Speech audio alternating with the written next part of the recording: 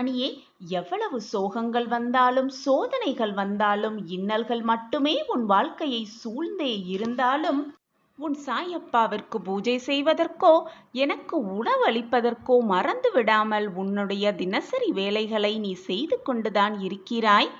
இவ்வளவு அன்பையும் பாசத்தையும் என்மேல் கொட்டி கொட்டி தீர்க்கும் என் அன்பு பிள்ளைக்கு நான் எதுவுமே செய்யாமல் அமைதியாகவே இருந்து விடுவேன், உன் கஷ்டங்களை பார்த்து வேடிக்கை பார்த்து கொண்டே இருப்பேன் என்று நீ எப்படி நினைக்க முடிகிறது உன்னால்?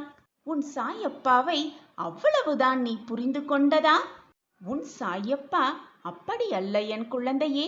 என்மேல் அன்பையும் பாசத்தையும் பொழியும் என் பிள்ளைக்கு நான் 100 மடங்கு அனைத்தையும் கொட்டி கொட்டி வழங்குவேன் என்பது புரிந்து கொள். இதுதான் நிதர்சனமான உண்மை.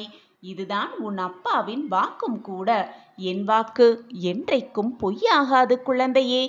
தங்கமே, புலம்புவதை உடனே நிறுத்திவிடு. எதற்கெடுத்தாலும் முடிந்ததை நினைத்து நினைத்து மனவேதனையில் புலம்பிக் கொண்டே இருக்காதே.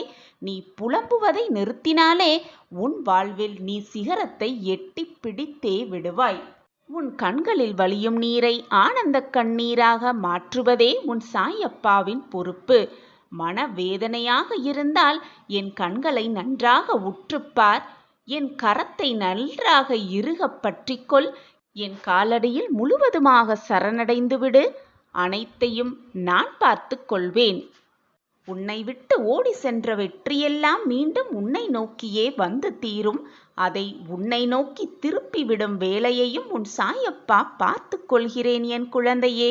மிகப்பெரிய ரெட்டிப்பு இன்ப அதிர்ச்சி உன் வீடு தேடி வரவைப்பேன்.